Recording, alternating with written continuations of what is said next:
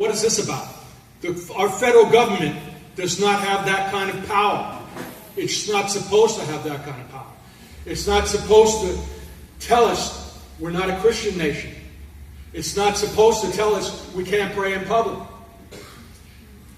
Among all the other political issues, the taxes and so forth and that, but it's taken away our fundamental freedoms that are guaranteed according to the Declaration of Independence, unalienable rights guaranteed by our Creator. And our federal government even wants to argue who the Creator is.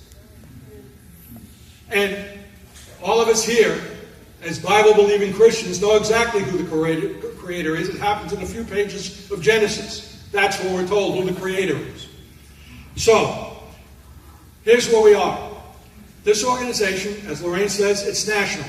And the process is this.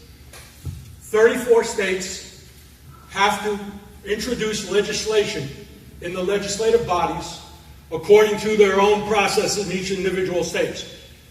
In New York, the way it works is it gets introduced, a piece of legislation gets introduced either in the Assembly or in the Senate.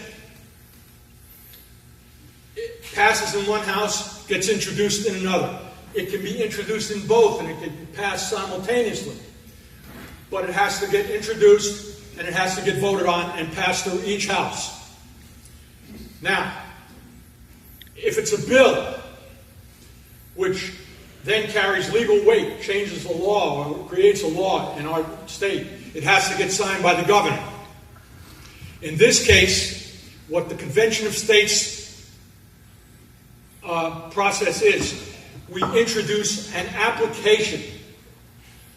We're applying to Congress to hold a convention of states to amend the Constitution. Congress can't deny us that right if 34 states pass it. Because it's an application, it does not have to be signed by the governor.